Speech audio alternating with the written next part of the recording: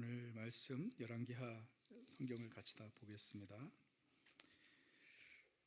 지난주 본문과 같이 2장 1절에서 11절인데 우리가 설교를 하면서 같이 나누겠고요. 8절부터 11절까지 교독하겠습니다. 8절부터 11절.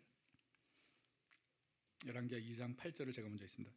엘리야가 겉옷을 가지고 마라 물을 취매 물이 이리저리로 갈라지고 두 사람이 마른 땅 위에 건너더라. 9절. 건너매 엘리야가 엘리사에게 이르되 나를 내게서 데려감을 당하기 전에 내가 내게 어떻게 할지를 구하라. 엘리사가 이르되 당신의 성령이 하시는 역사가 갑절이나 내게 있게 하소서 하는지라. 이르되 내가 어려운 일을 구하는도다. 그러나 나를 내게서 데려가시는 것을 내가 보면 그 일이 내게 이루어지려니와 그렇지 아니하면 이루어지지 아니하리라 하고 두 사람이 길을 가며 말하더니 불수레와 불말들이 두 사람을 갈라놓고 엘리야가 회오리 바람으로 하늘로 올라가더라. 아멘. 열왕기하 2장은 하나님께서 엘리야를 하늘로 부르시는 장면이죠. 하나님께서 엘리야를 하늘로 데려가신 것은 선지자로서의 엘리야의 사명이 다 했기 때문입니다. 그가 병이 들어서 또는 나이가 들어서 죽은 것이 아니고 그의 사명이 다 했기 때문에 하나님께서 그를 부르셨어요. 그래서 하나님께서는 엘리야를 이어서 이스라엘의 선지자로 계속해서 사역하기 위해 엘리사를 선택하시고 그리고 세우셨습니다. 하나님께서 호렙산에서 엘리야에게 이렇게 명령하셨죠. 열왕기상 19장 16절에 보면 아벨 무홀라 사밧의 아들 엘리사에게 기름을 부어 너를 대신하여 선지자가 되게 하라. 너를 대신하여, 그러니까 엘리야의 후계자로 엘리사를 엘리야가 선택한 것이 아니라 하나님께서 선택하셨습니다. 오늘은 엘리야와 엘리사 이 두 명을 계속 얘기해야 됩니다. 그래서 되게 헷갈립니다. 그러니까 제가 엘리야, 엘리사 조금 헷갈려서 얘기를 해도 여러분들이 알아서 이해를 하십시오. 이름이 너무 비슷해가지고. 그러니까 엘리사를 세우신 것은 엘리야가 아니라 하나님이 세우신 거죠. 그에게 기름을 부으라고 하셨어요. 그래서 엘리야가 엘리사를 찾아갔습니다. 열왕기상 19장 19절을 보면 엘리야가 거기서 떠나 사밧의 아들 엘리사를 만나니 그가 12겨리소를 앞세우고 밭을 가는데 자기는 12째 겨리소와 함께 있더라. 엘리야가 그리로 건너가서 겉옷을 그의 위에 던졌더니. 자, 먼저 엘리사의 배경을 우리가 여기서 조금 살펴볼 수 있는데 아까 보았던 19장 16절에서 아벨 무홀라 사밧의 아들 아벨 무홀라라는 곳에 살았던 것이죠. 아벨 무홀라는 요단강 서쪽에 있는 지역이었는데 상당히 토양이 좋은 곳이었다고 합니다. 거기서 이제 농사가 잘 되었고 아주 곡식이 풍부한 그런 지역이었어요. 거기에 엘리사가 살았는데 엘리사가 12겨리소를 앞세우고 밭을 갈았다. 그러니까 제가 찾아보니까 저도 몰라서 찾아보니까 이 결이라는 것이 그 밭을 갈 때 소를 사용하지 않습니까? 그 소를 이렇게 두 마리 세 마리씩 묶는 거를 결이라 그래요. 그러니까 이 결이소는 최소한 두 마리 소가 같이 묶인 거예요. 그러니까 12겨리소면 몇 마리인가요? 최소한 24마리죠. 그러니까 그것을 보아 엘리사가 상당히 부요한 분홍이었다라고 우리는 알 수 있습니다. 엘리야가 엘리사를 찾아가서 겉옷을 던졌다. 이 겉옷은 선지자의 권위를 의미하는 것인데 엘리야가 엘리사에게 겉옷을 던졌다는 것은 그를 후계자로 삼겠다라는 것이었죠. 자, 엘리야의 뒤를 이어서 이스라엘의 선지자가 되는 것이 참 귀한 부르심이지만 결코 그 길이 쉽지 않다는 것은 엘리사가 잘 알았을 것입니다. 그런데 엘리사는 하나님의 부르심에 매우 적극적으로 반응했습니다. 열왕기상 19장 21절을 보면 엘리사가 그를 떠나 돌아가서 한 겨리소를 가져다가 잡고 소의 기구를 불살라 그 고기를 삶아 백성에게 주어 먹게 하고 일어나 엘리야를 따르며 수종 들었더라. 자, 엘리사가 무엇을 했죠? 한 겨리소를 가져다가 이 소를 잡아서 그것으로 고기를 삶고 백성에게 주어 먹게 했고 그리고 소의 기구를 불살라 버렸다라는 거예요. 이것은 무엇을 의미할까요? 엘리사가 지금까지 살던 것들을 내려놓겠다는 거죠. 지금까지 그는 물질을 위해서 살았겠죠. 열심히 일하면서 평범한 농부였습니다. 근데 그 주님의 부르심 앞에 그가 그것을 내려놓고 주님을 따르는 결단을 하는 모습을 여기서 보게 됩니다. 엘리사의 모습에서 저는 그 베드로가 생각이 나요. 이런 베드로가 주님을 따랐을 때 기억하십니까? 예수님께서 이 갈릴리 바다에서 베드로를 부르셨죠. 베드로는 평범한 어부였죠. 그래서 그의 소박한 꿈이라고는 고기 좀 더 잡아서 좀 더 편하게 사는 것, 그 정도였죠. 특별한 인생이 아니었습니다. 근데 예수님께서 나를 따르라, 내가 너로 사람 낚는 어부가 되게 하리라, 컬링을 하셨죠. 그때 베드로가 배와 그물을 내려두고 주님을 쫓더라. 그래서 그가 평생 붙잡고 있었던 것들을 내려놓고 예수님을 쫓기 시작했고, 그로 인해서 평범한 갈릴리 어부가 위대한 사도가 되는 그런 역사를 경험하는 것 같이 엘리사는 평범한 농부였습니다. 그 평범한 농부가 하나님의 부르심에 순종했을 때 선지자, 구약의 가장 위대한 선지자 엘리야를 잇는 하나님의 사람이 될 수 있었던 것을 우리가 보게 됩니다. 여러분, 하나님께서 우리를 주의 일을 위해서 부르실 때에 우리는 적극적으로 반응해야 합니다. 왜냐하면 주님의 일을 위해서 우리가 쓰임받는 것, 그것이 가장 큰 특권이고 축복이기 때문입니다. 그래서 우리의 평생의 소원은 우리가 찬양하는 대로 나의 생명을 드리니 주 영광 위하여 사용하옵소서. 우리도 작고 연약하고 평범한 사람들이지만 우리 주님께서 우리를 부르실 때에 우리가 위대한 일을 하고 위대한 사람이 되는 것은 아니지만 주님의 몸된 교회를 위하여 복음의 역사와 하나님의 나라와 선교를 위해서 우리를 부르실 때에 우리가 우리의 삶을 적극적으로 주님께 드리는 것 자체가 우리에게 큰 은혜요 축복인 줄 믿습니다. 주님의 부르심에 순응하는 것, 그것이 참 평범한 인생에서 특별한 인생을 사는 비결이지요. 그런 은혜가 우리 가운데 있기를 바랍니다. 엘리사는 그 후에 엘리야의 수종을 들었습니다. 그러다가 엘리야가 이제 하나님께로부터 부름을 받습니다. 그러니까 열왕기상 19장에 엘리야가 엘리사를 후계자로 세우고 엘리야가 하늘로 승천하는 그 기간이 얼마인지는 알 수 없어요. 다시 말해 엘리사가 얼마 동안 엘리야의 수종을 들었는지 그 기간은 알 수 없습니다. 근데 때가 되어서 하나님께서 엘리야를 부르신 겁니다. 그 열왕기하 2장 1절 2절을 보게 되면 여호와께서 회오리 바람으로 엘리야를 하늘로 올라오고자 하실 때에 엘리야가 엘리사와 더불어 길갈에서 나가더니 엘리야가 엘리사에게 이르되 청하건대 너는 여기 머물라, 길갈에 머물라라는 말이에요. 여호와께서 나를 베델로 보내시느니라 하니 엘리사가 이르되 여호와께서 살아계심과 당신의 영혼이 살아있음을 두고 맹세하노니 내가 당신을 떠나지 아니하겠나이다 하는지라. 이에 두 사람이 베델로 내려가니. 엘리야가 이제 하나님께서 자기를 부를 때가 가까이 왔다는 것을 알았어요. 그래서 어떤 이유인지는 모르겠습니다. 길갈에서 엘리야와 엘리사가 있었는데 하나님께서 엘리야를 베델로 보내시는 거예요. 근데 엘리야가 베델로 가면서 엘리사에게 넌 여기 있어라. 그 이유를 모르겠어요. 왜 있으라고 한 건지, 엘리사가 좀 바다를 한 건지, 좀 귀찮았는지 모르겠습니다. 그런 건 아니겠죠? 네. 엘리야가 너 여기 있어라 그러니까 엘리사는 뭐라고 하냐면 난 죽어도 당신을 떠날 수 없다는 거예요. 그래가지고 따라갑니다.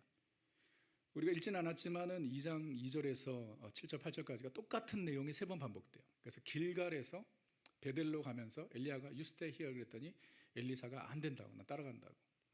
베델에서 하나님의 인도하심을 받아 엘리야가 여리고로 갑니다. 똑같아요. 엘리야가 너 여기 베델에 있으라 그러니까 엘리사가 난 죽어도 당신 따라가겠다고. 여리고로 갑니다. 여리고에서 하나님께서 그를 요단으로 인도하십니다. 요단강으로. 그때도 마찬가지예요. 너 여기 있으라 그러니까 엘리사가 끝까지 따라가겠다는 거. 그 이유를 우리는 보게 될 것이에요. 엘리사가 원했던 것이 있습니다. 이제 우리가 그것을 알게 될 텐데요. 그래서 끝까지 따라가게 돼요. 그러다가 이 요단강에서 기적을 경험합니다. 놀라운 기적이에요. 그것이 무엇이냐면 요단강이 갈라지는 것입니다.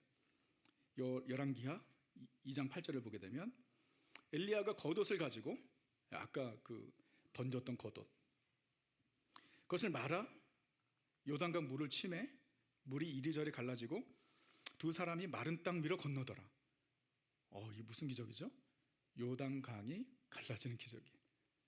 여러분, 요단강이 언제 갈라졌나요? 갈라진 적이 없어요? 자, 요단강이 갈라진 적이 있죠? 자주 갈라진 건 아니죠? 한 번 갈라졌죠. 이스라엘 백성이 40년 광야 생활을 마치고 이스라엘 백성이 가나안 땅으로 들어갈 때에 요단강을 건너야 했었는데, 그때 하나님께서 제사장들이 언약궤를 메고 요단강에 발을 내딛는 순간 요단강이 갈라졌죠. 그래서 마른 땅을 건넜잖아요. 그러니까 그때는 200만이 넘는 이스라엘 백성을 위해서 하나님께서 그 기적을 베풀어 주신 것인데, 오늘 말씀은요 더욱 특별한 게 엘리야와 엘리사만을 위해서 요단강이 갈라진 거예요. 얼마나 대단한 기적입니까? 그래서 요단강을 기적적으로 건넌 후에 파이널리 엘리야가 엘리사에게 이렇게 질문합니다. 2장 9절에 엘리야가 엘리사에게 이르되 나를 내게서 데려감을 당하기 전에 내가 내게 어떻게 할지를 구하라. 이것 때문에 엘리사가 쫓아다닌 거예요. 엘리야가 엘리사에게 내가 너에게 무엇을 해주길 원하느냐 그런 거예요. What do you want? 네가 원하는 게 뭐냐? 한 가지를 구해라. 자, 그랬더니 엘리사가 주저함 없이 엘리야에게 구하는데, 그것을 보아 엘리사는 지금 이 생각을 오랫동안 하고 있었던 거예요. 무슨 생각이냐면 9절에 엘리사가 이렇게 말합니다. 엘리사가 이르되 당신의 성령이 하시는 역사가 갑절이나 내게 있게 하소서. 당신의 성령이 하시는 역사가 갑절이나. 그래서 우리가 지금 보고 있는 한글 성경이 개역 개정판인데 원래 의미에서 조금 이렇게 풀어서 해석을 해서 번역을 한 것 같아요. 당신의 성령이 하시는 역사가 갑절이나 내게 있게 하소서. 근데 원래 원어적인 의미와 더 가까운 것은 우리가 전에 사용했던 성경에서 번역을 해놓았는데, 그것이 무엇이냐면 당신의 영감이 갑절이나 내게 있게 하옵소서. 갑절의 영감을 내게 주옵소서. 엘리야가 그렇게 간구하는 것이에요. 그래서 영어를 ESV 버전으로 하면 Please let there be a double portion of your spirit on me 이렇게 얘기해요. 그래서 당신이 하시는 성령의 역사가 갑절이나 내게 있게 하옵소서. 좀 길죠. 그래서 오늘 설교를 하면서 할 때마다 이거 너무 길어요. 똑같은 의미로 갑절의 영감을 주옵소서. 그 말이라 이것이죠. 그래서 엘리사가 엘리야에게 한 가지 구할 것을, 아니 엘리야가 엘리사에게 내게 한 가지 구할 것을 말하라 그랬더니 엘리사가 갑절의 영감을 달라고 구한 것이에요. 도대체 왜 이런 간구를 했을까요? 엘리사가 엘리야보다 더 큰 사역을 하고 싶은 욕심 때문에 그렇게 구한 것일까요? 그렇지 않습니다. 이 갑절의 영감을 내게 달라는 간구는 두 가지 의미로 우리가 이해할 수 있습니다. 첫째 의미는 무엇이냐면 엘리사가 엘리야의 영적 유산을 이어받는 믿음의 상속자가 되게 해달라는 간구입니다. 믿음의 상속자. 이 상속자라는 것이 중요한데, 갑절의 영감, 이 갑절, 더블 포션이라는 단어가 키워드입니다. 이 더블 포션이 무엇이냐면 이스라엘 백성이 장자에게 주는 유산이 바로 이 더블 포션이에요. 그래서 신명기 21장 17절로 보게 되면 반드시 그 미움을 받는 자의 아들을 장자로 인정하여 자기의 소유에서 그에게 두 몫을 줄 것이니 그는 자기의 기력의 시작이라. 장자의 권리가 그에게 있습니다. 자, 장자에게 얼마를 주라고요? 더블 포션을 주라는 겁니다. 그래서 장자는 2배를 받았는데 그것이 많이 받아도 좋은 것이지만 그만큼 또 책임이 있었던 것이죠. 그래서 엘리사가 엘리야에게 당신의 영감의 갑절을 내게 달라고 간구한 것은 첫째, 우리가 이해하기로는 엘리야의 뒤를 이어 믿음의 상속자가 되게 달라는 엘리사의 간구라고 이해할 수 있습니다. 뿐만 아니라 두 번째는 엘리사가 엘리야에게 영감의 갑절을 달라고 구한 것은 자신에게 맡겨진 사명을 감당하기 위해서 성령의 능력을 내게 달라고 간구한 것으로 우리는 이해할 수 있습니다. 엘리사는요, 당신이 이제 앞으로 감당해야 할 사명이 얼마나 무거운지 알았습니다. 이스라엘은 변한 것이 별로 없습니다. 하나님께서 갈멜산에 불을 내려주셨어요. 근데 뭐가 변했나요? 하나님께서 불을 내려주심에도 불구하고, 여러분도 우리가 나눠서 알지만은 아합과 이세벨이 변한 게 하나도 없어요. 그 일로 인해서 이세벨은 엘리야를 죽이려고 했습니다. 지금 열왕기하 2장의 오늘 본문은 그 역사적인 배경을 보게 되면 아합 왕은 이미 죽었습니다. 아합 왕은 죽었는데 이세벨은 아직 살아있어요. 여러분, 아합이 더 악해요? 이세벨이 더 악해요? 여자가 더 악해요. 아닙니다. 예, 내가 지금 간 큰 얘기를 하는 겁니다. 지금 이세벨이 더 사악하죠. 이세벨은 여전히 살아 있습니다. 지금까지 엘리야가 이스라엘의 영적 리더로 이스라엘을 지키고 있었죠. 그런데 그 엘리야가 하늘로 올라가면 이제 누가 그 역할을 감당해야 되죠? 엘리사가 그 역할을 감당해야 돼요. 엘리사는 그 사명이 얼마나 막중하고 또 힘든 일인지 그가 알았어요. 그래서 갑절의 영감을 구하는 것입니다. 회오리 바람을 타고 엘리야가 하늘로 올라가고 있었어요. 그 모습을 보고 엘리사가 소리 질렀습니다. 외쳤습니다. 열왕기하 2장 12절에 엘리사가 보고 소리 지르되 내 아버지여 내 아버지여 이스라엘의 병거와 마병이여. 엘리사가 엘리야를 이 두 가지로 부릅니다. 첫째는 내 아버지요 내 아버지요. 엘리사가 엘리야를 이렇게 부른 걸 보아 엘리사가 엘리야를 많이 의지했던 것 같습니다.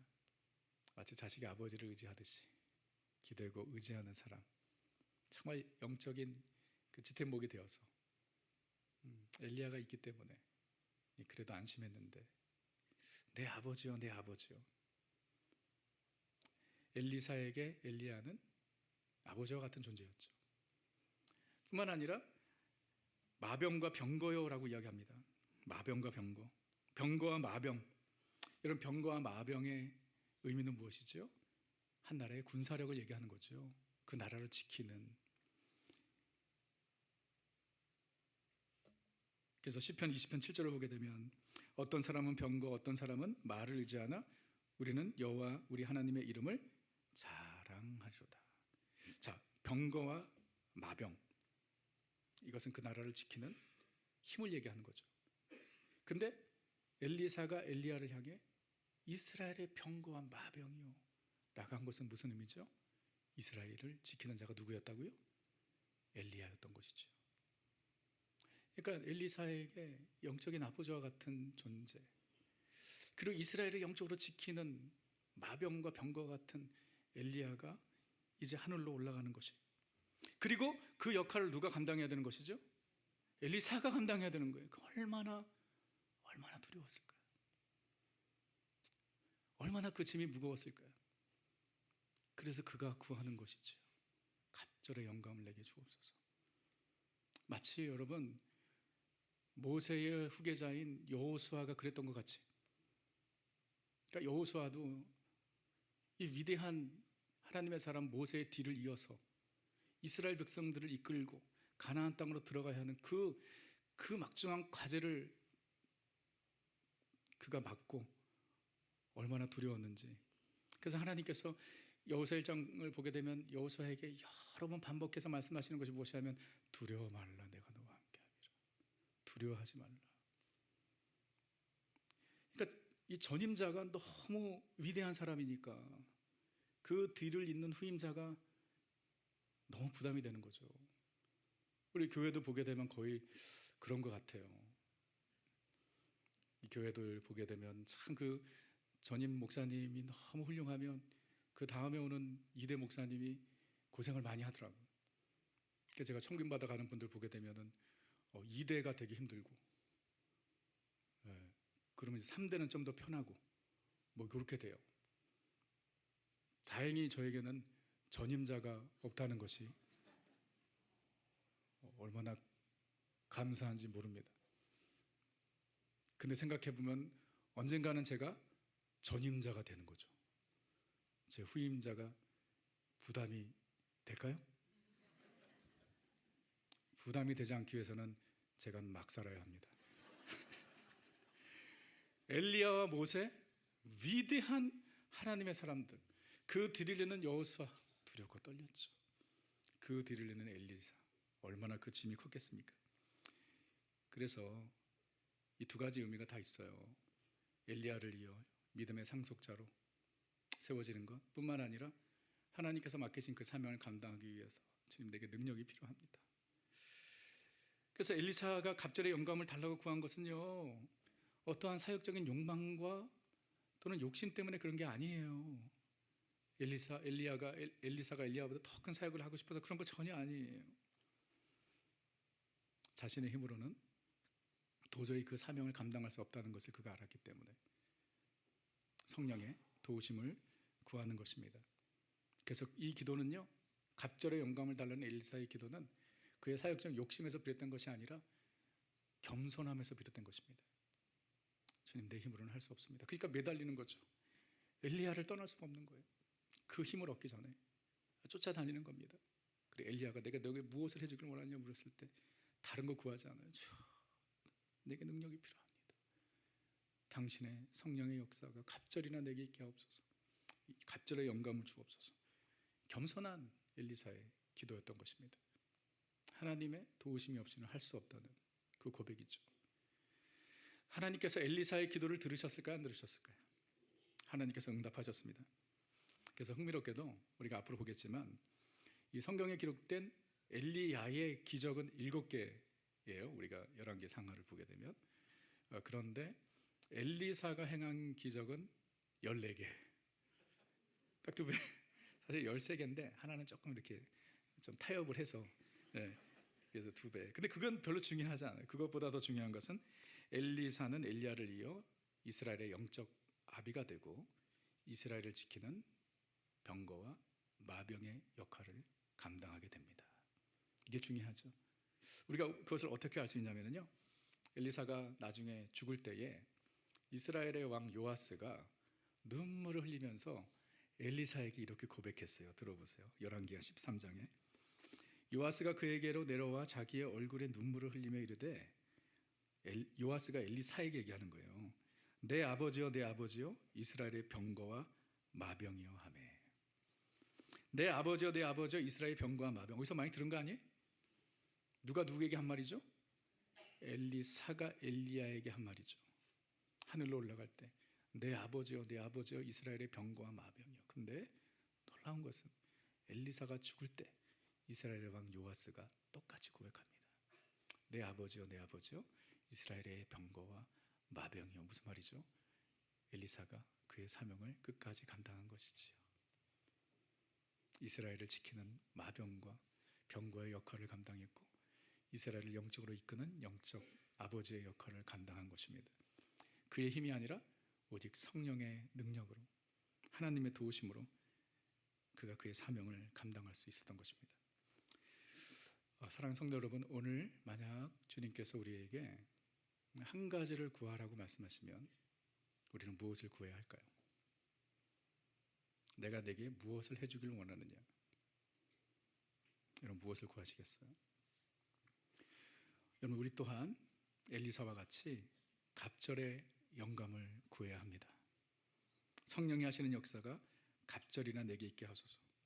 하나님을 대적하는 악한 세상에서 우리의 믿음을 지키고 영적 가장으로서의 사명을 감당하고 우리의 가정과 교회를 지키는 병거와 마병이 되고 우리 각자에게 주신 사명을 또는 사역을 감당하기 위해서 우리에게 필요한 것은 바로 갑절의 영감인 것입니다. 신약시대를 사는 우리에게 있어서 갑절의 영감을 구하는 것은요, 성령이 하시는 역사가 갑절이나 내게 있게 하소서, 엘리사의 간구였잖아요. 이 간구가 신약시대를 사는 우리에게 있어서는 어떤 기도가 될까요? 성령의 충만함을 주옵소서. 우리가 기도해야 되는 것, 오늘뿐만 아니라 평생 살면서 우리가 사모하고 간구해야 하는 것은 다른 것이 아니라 바로 성령의 충만함입니다. 성령이여 내 영혼 충만하게 하소서. 저와 여러분의 기도가 되기를 주님으로 축원합니다. 한 가지 구할 것이 있다면, 아니 한 가지 구할 수 있다면 오늘도 우리가 구해야 하는 것은 바로 그것입니다. 성령의 충만함을 내게 주옵소서. 우리 연약함을 도우시기 위해서 예수님께서 우리에게 성령님을 보내셨습니다. 예수님의 약속입니다. 십자가 지시기 전에 예수님께서 제자들에게 이렇게 약속하셨습니다. 요한복음 16장 7절에 그러나 내가 너희에게 실상을 말하노니 내가 떠나는 것이 너희에게 유익이라. 내가 떠나가지 아니하면 보혜사가 너희에게로 오시지 아니할 것이요 가면 내가 그를 너희에게 보내리라. 예수님께서 승천하시면 보혜사 성령님을 보내시겠다고 약속하셨어요.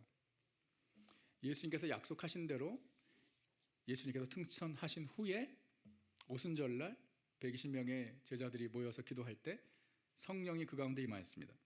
사도행전 2장 1절 2절 4절 보면 오순절날이 이미 이름에 그들이 다 같이 한 곳에 모였더니 후련히 하늘로부터 급하고 강한 바람 같은 소리가 있어 그들이 앉은 온 집에 가득하며 마치 불의 혀처럼 갈라지는 것들이 그들에게 보여 각 사람 위에 하나씩 임하여 있더니 그들이 다 성령의 충만함을 받고 성령이 말하게 하심을 따라 다른 언어들로 말하기를 시작하니라. 성령 강림 날이죠. 성령이 마가의 다락방에 모였던 120명의 제자들에게 임한 것인데 중요한 것은 사도행전 2장의 오순절날 성령 강림을 한 번의 해프닝으로 여기면 안 됩니다. 이것은 놀라운 하나님의 역사를 보여주는 것입니다.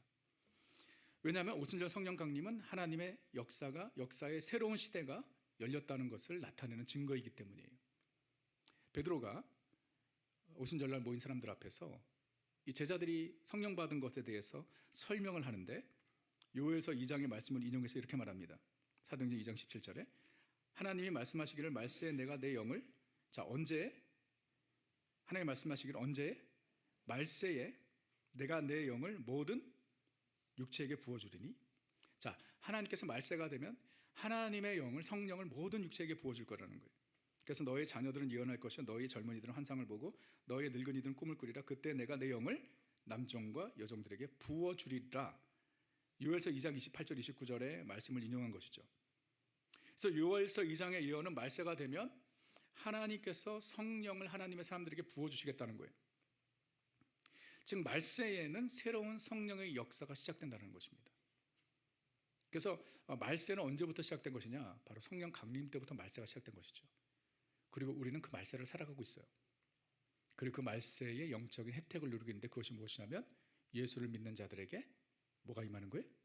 성령이 임하는 것입니다. 역시 구약에도 당연히 성령의 역사가 있었죠. 그런데 신약과는 달랐습니다. 엘리야에게 성령님께서 임하여서 성령의 능력으로 그가 사역했고 그를 이어서 엘리사에게 성령의 역사가 있어서 성령의 능력이 임하여서 엘리사가 그의 사명을 감당하게 되었습니다. 그런데 이 성령의 역사가 모든 이스라엘 백성들에게 보편적으로 있었던 것이 아니에요. 이게 구약의 성령의 역사죠. 그러나 신약에 예수님께서 이 땅에 오셔서 구속의 역사를 다 이루시고 약속하신 대로 성령님께서 우리 가운데 임하신 이후에 우리에게 주어진 축복은 무엇이냐면 예수를 믿는 모든 자들에게 성령님께서 임하게 되었다라는 것입니다. 예수님께서 요한복음 14장 16절에 내가 아버지께 구하겠으니 그가 또 다른 보혜사를 너희에게 주사 영원토록 너희와 함께 있게 하리라 말씀하셨습니다. 또 다른 보혜사라고 표현하셨는데요. 이것은 예수님과 질적으로 동일하신 다른 분, 질적으로 동일하신 분인데 다른 분이라는 거예요. 또 다른 보혜사 성령님은 그러므로 곧 예수님의 영이십니다. 하나님의 영이십니다. 삼위일체 하나님이시죠. 그래서 성령님이 우리와 함께 하신다는 것은 곧 누가 함께 하신다는 거예요? 하나님이, 예수님이, 삼위일체 하나님이 함께 하시는 거죠. 그래서 예수님께서 내가 떠나고 성령이 오는 것이 너희가 더 유익하다고 말씀하신 거예요. 왜냐하면 예수님께서 이 땅에 계실 때는 우리와 같은 육체의 한계를 가지고 계셨습니다.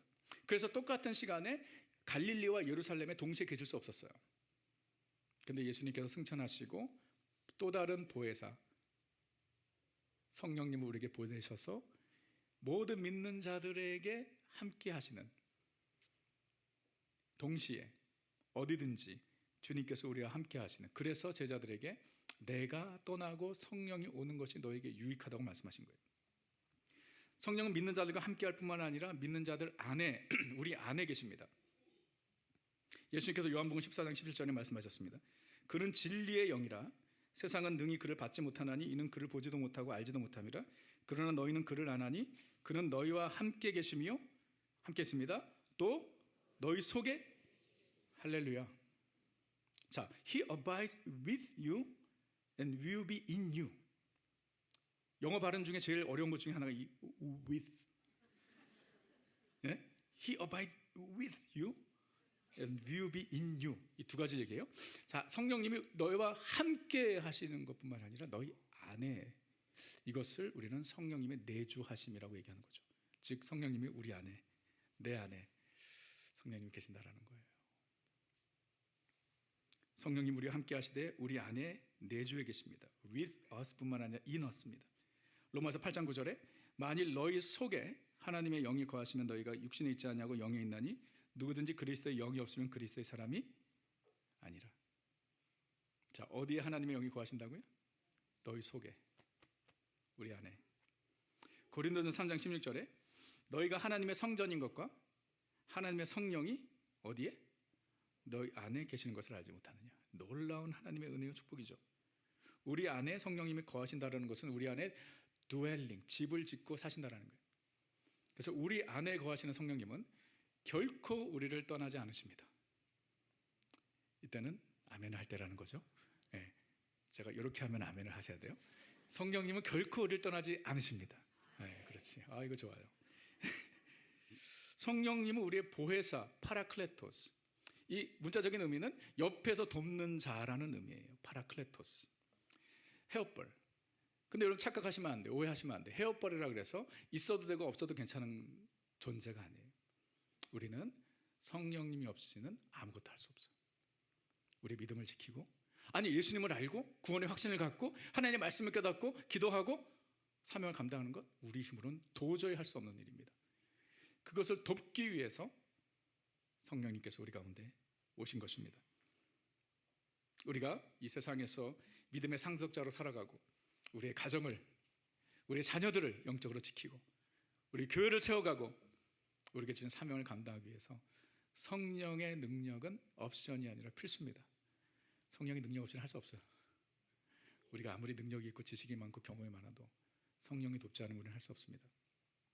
성령 우리의 연약함을 도우시는 분이에요. 그래서 때로는 우리의 위로자로, 때로는 상담자로, 때로는 치료자로, 그리고 때로는 능력 주시는 자로 우리 안에 역사하세요.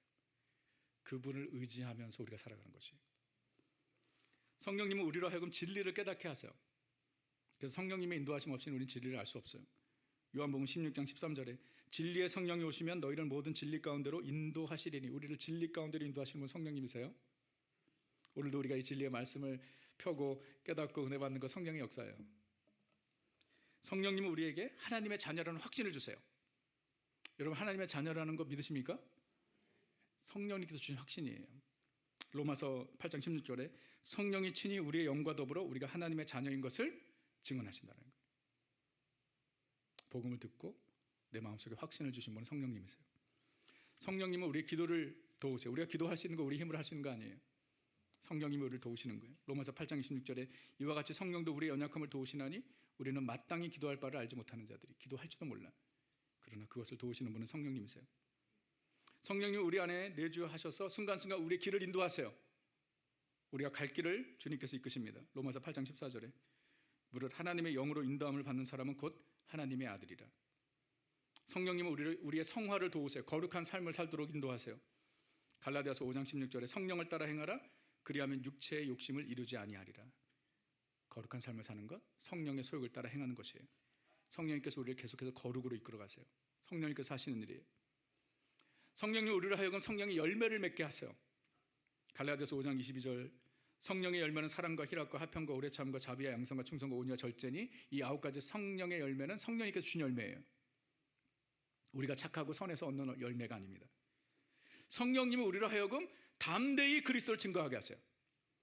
사도행전 1장 8절에 오직 성령이 너에게 임하시면 너희가 무엇을 받아요? 권능을 받아. 성령님이 우리에게 능력을 주세요. 무엇을 할 능력? 예루살렘과 온 유대와 사마리아 땅 끝까지 그리스도의 증인으로서의 사명을 감당할 수 있는 능력을 우리에게 주세요. 그래서 성령 충만, 가장 확실한 증거 중에 하나는 무엇이냐면 담대함이에요. 담대함. 성령 충만하면 무서운 게 없어. 얼마 전까지만 하더라도 제자들이 무서워가지고 예수님 잡힐 때, 우리가 내일부터 예수님 고난에 대해서 나눌 때 나누겠지만 다 도망갔어요. 예수님 옆에 있던 제자가 누가 있었나요? 아무도 없었어요. 그런데 불과 2달 전의 일이에요. 2달도 안 된 일이에요. 근데 성령 받으니까 어떻게 되죠? 저들이 문을 박차고 나가 사람들 앞에서 담대히 복음을 전해. 베드로가 첫 번째 설교를 한 거 아니에요? 베드로가 어떤 사람이죠? 그가 사람들을 두려워해서 사람들 앞에서 예수님을 3번이나 부인하고 저주했던 인물이에요. 아니 그런데 그 사람이 어떻게 한 달 반 만에 그렇게 변할 수 있어요? 성령 받으니까 두려움이 없어. 담대죠. 예루살렘에 모인 수많은 사람들 앞에서 그리스도 복음을 전하고 그로 인해서 하루아침에 3,000명이 예수님을 영접하는 역사가 있었어요. 베드로의 능력인가요? 아니요, 성령의 능력. 성령의 능력이 임하니까 담대해지는 거예요. 예루살렘의 종교 지도자들이 교회가 성장하니까 사도들에게 복음을 전하지 못하도록 위협했어요. 그러자 교회가 모여서 열심히 기도했습니다. 그랬더니 사도행전 4장 31절에 빌기를 다음에 모인 곳이 진동하더니 무리가 다 성령이 충만하여 어떻게? 자, 성령이 충만하여 담대히 하나님의 말씀을 전하니라. 성령이 충만하면 어떻게 돼요? 담대해지는 거예요. 담대해지는 거예요. 첫 번째 순교자 스데반, 그가 복음을 전하다가 순교하죠. 사람들이 그를 죽이려고 돌을 들고 던지려고 하는데 그는 전혀 두려워하지 않았습니다. 담대히 복음을 전할 수 있었던 비결은 무엇이죠? 사도행전 7장 55절, 스데반이 무엇이 충만하여? 성령이 충만하여. 그래서 성령 충만한 증거, 가장 확실한 증거는 뭐냐면요, 담대함이에요. 두려움이 없는 거예요. 무서운 게 없는 거예요. 할렐루야. 여러분, 제가 지금 성령 충만합니까? 안 합니까? 저 여러분 안 무서워? 두려운 게 없어. 자, 우리가 구원의 확신을 가지고 하나님의 자녀임을 확신하고 말씀 가운데 거하고 늘 기도하고 성령의 열매를 맺고 거룩한 삶을 살고 그리고 무엇보다 그리스도를 증거하는 삶을 살기 위해서 우리 가운데 필요한 것은 성령의 충만입니다. 그거 아니면 우리는 할 수 없습니다. 여러분, 우리에게 성령 충만은요, 선택이 아니라 명령입니다. 그래서 사도 바울이 에베소서 5장 18절에서 이렇게 말하죠. 우리 함께 했습니다. 술 취하지 말라. 이는 방탕한 것이니 오직 성령으로 충만함을 받으라. 명령이에요. 오직 성령으로 충만함을 받으라. 이것은 교회에 주신 성도들에게 주신 명령입니다. 선택이 아니에요. 옵션이 아니에요. 오직 성령으로 충만함을 받으실래요? 이게 아니에요. 받을래? 아니에요. 받을까 말까? 아니에요. 성령으로 충만함을 받으라. 술 취하지 말라. 이는 방탕한 것이니. 술을 취하면 어떻게 되죠? 술 보신 분들 빨리 얘기하세요. 술 취하면 어떻게, 뭐의 지배를 받아? 알코올의 지배를 받듯이. 술 취하지 말라. 이는 방탕한 것이니. 알코올의 지배를 받는 거예요. 성령의 충만을 받아. 성령이 충만하면 뭐가 우리를 지배해요? 성령님이 우리를 지배해요. 성령님이 우리의 마음과 생각을 지배해요. 성령님이 우리의 말을 지배해요. 성령님이 우리의 행동을 지배해서 하나님의 거룩한 뜻을 이루게 하십니다. 성령의 충만함을 받으라. 선택이 아니라 이것은 명령이에요. 그래서 우리가 날마다 하나님 앞에 구해야 할 것이 바로 그것입니다. 여러분, 우리가 성령으로 충만하지 못하기 때문에, 나 자신으로 충만하기 때문에 우리가 쉽게 무너지는 거예요. 세상의 소리로, 세상의 이미지로, 세상의 가치로 가득 차 있기 때문에 쉽게 흔들리고 무너지는 것입니다. 우리 자신이 쓰러지는 것이, 우리의 능력은 오직 성령 충만함에 있습니다. 그래서 엘리사가 오늘 엘리야에게 당신의 성령의 역사를 내게 갑절이나 내게 주옵소서라고 간구한 것처럼 오늘 우리가 주님 앞에 구해야 할 것이 있습니다. 주여, 나를 성령으로 충만케 하여 주옵소서. 여러분, 우리의 평생 기도 제목이 되어야 될 줄 믿습니다. 우리 성령 충만해야 살아요, 여러분. 성령 충만함, 즉 성령의 지배를 받는 것. 성령이 나를 다스려 주옵소서. 여러분, 우리가 이렇게 간구하고 사모하여서 간구하면 우리 하나님께서 분명히 우리 가운데 그 은혜를, 그 응답을 허락해 주실 것입니다. 왜냐하면 주님께서 약속하셨기 때문이에요.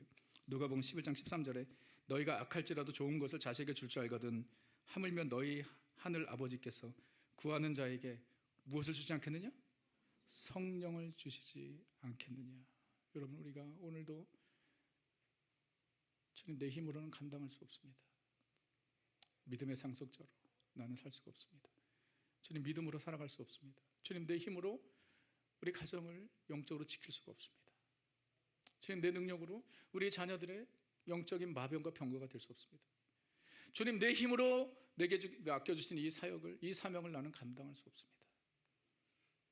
겸손한 마음으로 주님 앞에 나와, 주님, 그러므로 나를 주의 영으로 성령으로 충만케 하옵소서. 여러분, 우리가 그렇게 기도할 때 하나님께서 그 기도를 기뻐 받으시 않으실까요? 다른 것을 구하기보다 주님, 성령으로 충만케를 원합니다. 그래서 주님의 거룩한 뜻을 이루는 삶을 내가 살기를 원합니다 라고 우리가 아침마다, 순간순간마다 우리가 기도할 때 우리 안에 계신 성령님께서 우리 안에 역사하셔서 우리를 다스리시고 통치하시고 우리를 이끄시고 인도하셔서 하나님의 거룩한 뜻을 이루는 삶을 살게 하실 것입니다. 그래서 오늘도 우리는 주님 앞에 구합니다. 성령이여, 내 영혼 충만히 충만케 하옵소서. 우리 그런 마음을 가지고 주님 앞에 나와 우리 함께 기도하겠습니다. 우리 마음이 상한 자를 고치시는 주님, 의에 줄이고 목이 마르니 성령의 기름 부어주옵소서. 정말 우리의 힘으로 감당할 수 없는 이 세상 앞에서 우리가 구할 것은 엘리사의 심정으로 성령의 충만함을 구하는 것입니다. 우리 안에 계신 성령님, 우리를 이끄시고 우리를 도우시고 우리에게 능력 주시는 분이십니다. 그분을 의지해야 살 수 있습니다. 그러므로 성령 충만함을 구하는 것은 겸손한 간구입니다. 내 힘으로 할 수 없다는 고백이기 때문입니다. 우리는 순간순간마다 그 거룩한 소원을 가지고 주님 앞에 나와야 하는 것입니다. 이 시간에 우리 그 마음을 가지고 찬양의 고백을 주님께 올려드리려 합니다. 우리 마음이 상한 자를 고치시는 주님, 마음이 상한 자를 고치시는 주님, 하늘의 아버지 날 주관하소서. 주의 길로 인도하사 자유케 하소서. 새 일을 행하사 풍케 하소서. 의에 줄이고 의에 줄이고 목이 마르니 성령의 기름 부소서. 의에 줄이고 목이 마르니 내 잔을 채워주소서. 성령으로 채우사 성령으로 채우사 주보게 하소서. 우리 간절히 사모하던 마음으로 주님 앞에 주의 임재 속에 주님의 은혜 알게 하옵소서. 은혜 알게 하소서. 주 뜻대로 살아갈 주 뜻대로 살아가리 세상 끝날까지. 주님 나를 믿으시고 나를 믿으시고 새날 열어주소서. 우리 간절히 구합시다. 의에 줄이고 의에 줄이고 목이 마르니 성령의 기름 부소서. 의에 줄이고 목이 마르니 내 잔을 채워주소서. 성령으로 채우사 주보게 하옵소서. 성령으로 채우사 주보게 하소서. 주님의 임재 속에 살게 하옵소서. 주의 임재 속에 은혜 알게 하소서. 주 뜻대로 살아가리 세상 끝날까지. 그렇습니다. 주님 나를 믿으시고 새날 열어주옵소서. 새날 열어주소서.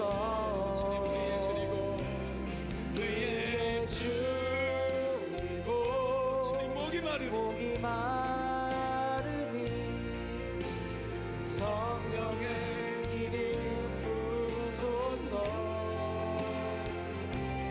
의에 줄이고 목이 마르니 주님 내 잔을 성령으로 채워주옵소서. 내 잔을 채워. 간절히 사모하는 마음으로 주님 앞에 의에 줄이고 목이 마르니 의에 줄이고 목이 마르니 성령의 기름 부소서.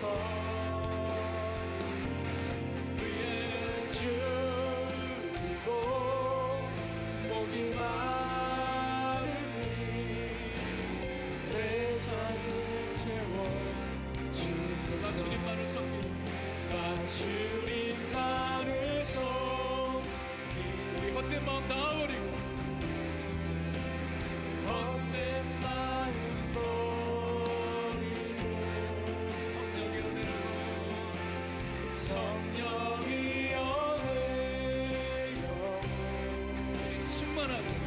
충만하게 하소서. 충만하게 하소서. 나 주님만을 섬기리. 나 주님만을 섬기리. 나의 모든 헛된 마음 버리고 헛된 마음 버리고 우리의 간절한 소원이 성령의 은혜요 성령의 영혼 충만하게 하소서. 주님 앞에 내 생명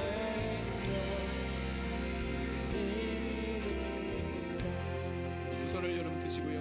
나 주님만을 섬기리 고백합니다. 나 주님만을 섬기리. 두 손을 펴세요. 주님 앞에 겸손한 마음으로 주님의 도우심이 없이는 살 수 없음을 고백하며 엘리사의 심정으로 우리 주님 앞에 간구합니다. 성령의 은혜로 성령이 내 영혼 충만하게 하소서. 주님 앞에 내 생명 드리리라. 여러분 엘리사의 마음을 한번 생각해 보세요. 그동안 의지했던 아버지 같은 엘리야, 이스라엘을 지키는 마병과 병기와 같은 엘리야가 사라지고 그 역할을 엘리사가 감당해야 하는 상황이 얼마나 간절했겠습니까? 갑절의 영감을 내게 주옵소서.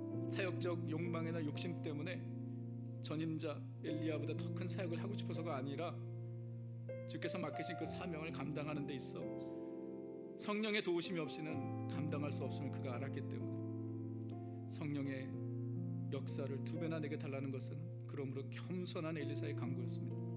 여러분 우리는 어떻습니까? 우리의 힘으로 살 수 있나요? 믿음의 상속자로 우리가 살 수 있습니까?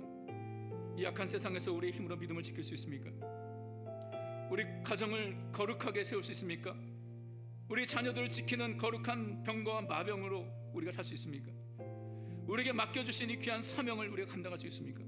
특별히 이번 여름에 우리 170명의 지체들이 선교를 떠나는데 우리의 힘으로 이게 할 수 있는 일입니까? 저부터도 그렇습니다. 정말 하나님의 도우심이 없이는 감당할 수 없습니다. 근데 너무나 감사한 것은 예수님이 승천하시면서 우리의 보혜사로 성령님 우리 가운데 보내주셔서 with us 뿐만 아니라 in us, 우리 안에 거하게 하셨습니다.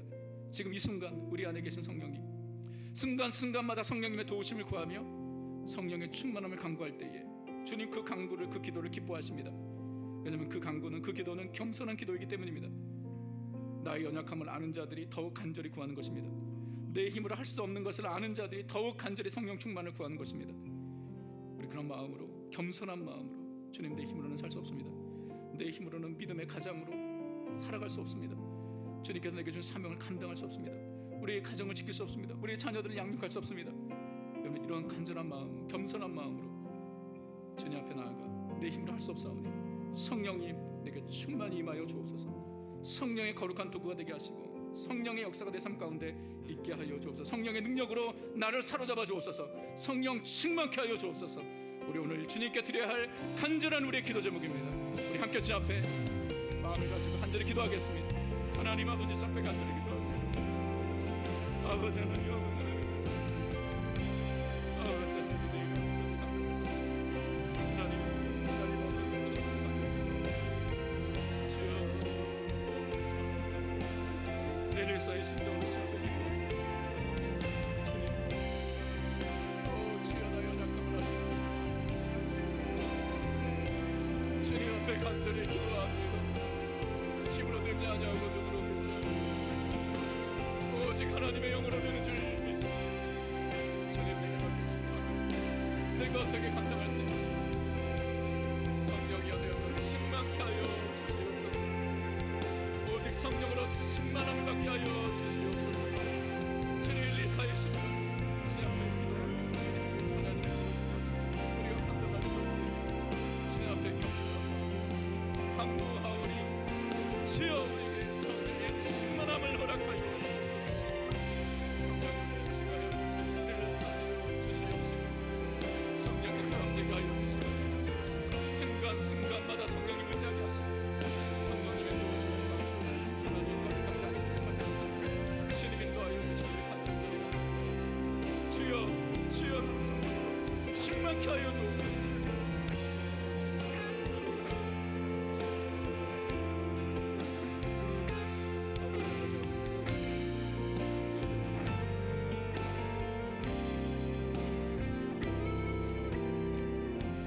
주 앞에 기도합니다. 성령 충만한 분명한 증거는 담대함입니다.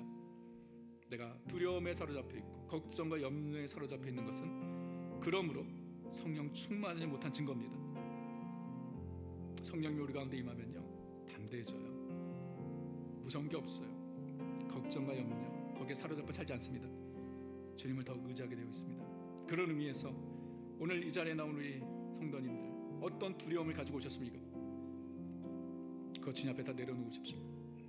그것이 오히려 주님께 드리는 감사와 찬양이 될 수 있도록 성령님 내 안에 역사하여 주옵소서. 어떤 염려와 걱정에 찌들려 살고 계십니까?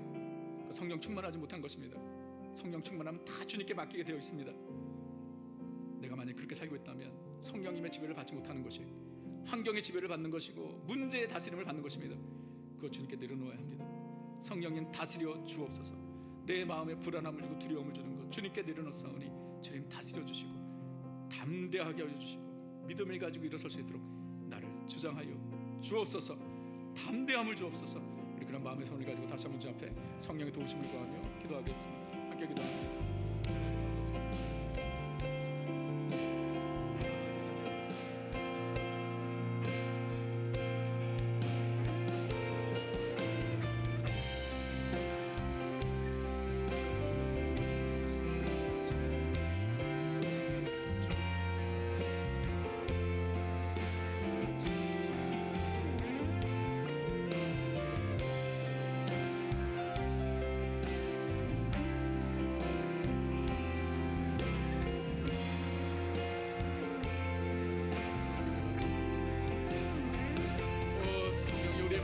두려움을 다스려 주시고 주님의 능력으로 주님의 평강으로 우리를 주장하여 주시옵소서.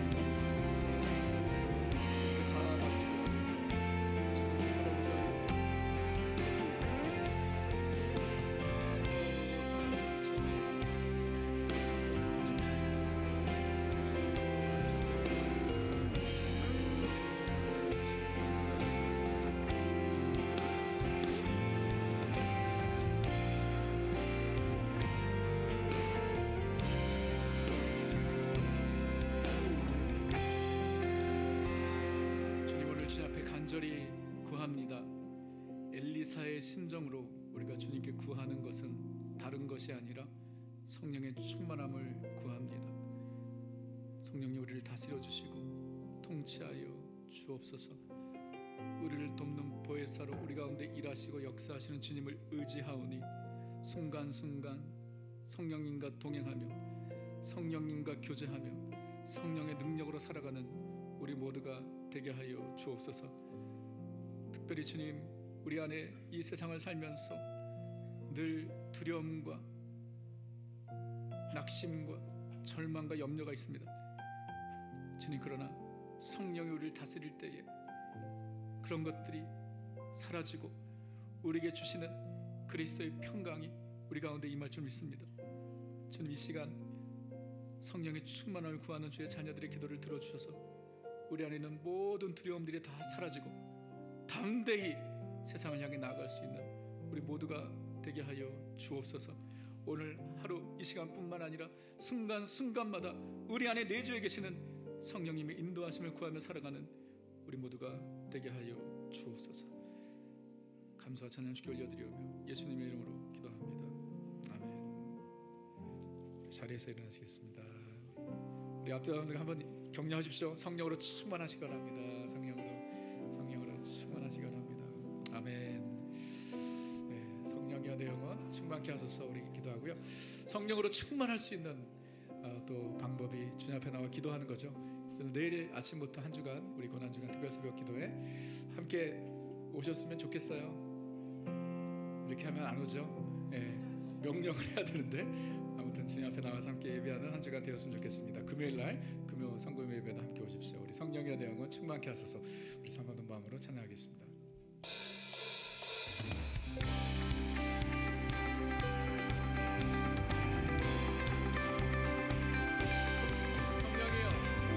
성령이여 내 영혼을 충만케 하소서. 내 속에 강물이 넘쳐나게. 성령의 성령이여 내 영혼을 충만케 하소서. 내 속에 강물이 넘쳐나게. 오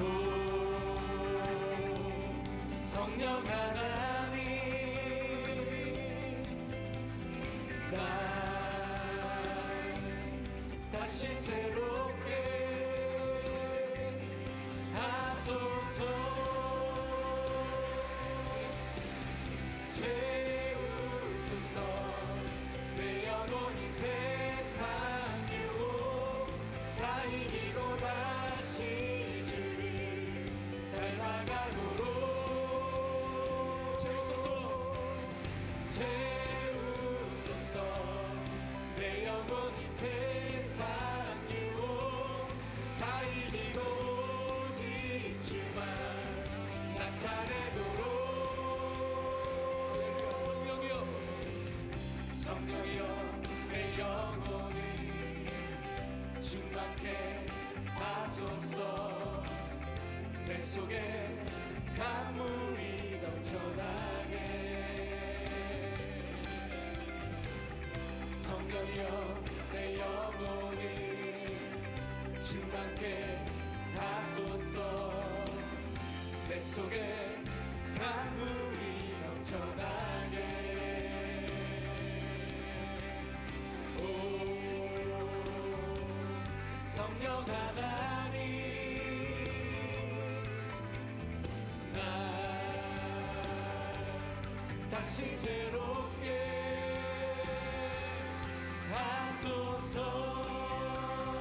채우소서. 채우소서. 내 영혼이 세상 유혹 다 이기고 다시 주를 닮아가도록. 채우소서.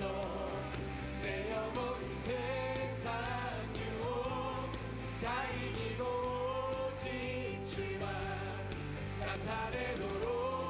오 성령 하나님, 오 성령 하나님, 우리 간절한 소원, 우리 새롭게 날 다시 새롭게 하소서. 채우소서. 내 영혼이 세상 유혹 다 이기고 다시 주를 닮아가도록. 채우소서. 내 영혼이 세상 유혹 다 이기고 오직 주만. 우리의 간절한 소원입니다. 채워주옵소서. 채우소서. 채우소서. 내 영혼이 세상 유혹 다 이기고 다시 주를 닮아가도록. 채우소서. 내 영혼이 세상 유혹 다 이기고 오직 주만 나타내도록. 네, 우리 가운데 역사하신 주님을 찬양합니다. 오직 우리 주님만을 닮아가며 주님만을 나타내도록 성령님 우리 가운데 충만히 임하여 주옵소서. 이번 한 주도 어디를 가든지 성령의 사람으로 성령 충만한 삶을 살아가는 우리 모두가 되게 하여 주옵소서. 이제는 우리 구주 예수 그리스도의 한이 없인 은혜와 우리 하나님 아버지의 무한하신 사랑과 성령님의 인도하심이 자기의 힘과 능력을 의지하며 살아가는 것이 아니라 성령의 도우심, 성령의 인도하심, 성령의 능력을 의지하며 살아가는, 그리하여 날마다 성령의 충만함을 구하는 하나님의 거룩한 백성들 머리 위에 지금부터 영원토록 함께 있을지어다. 아멘.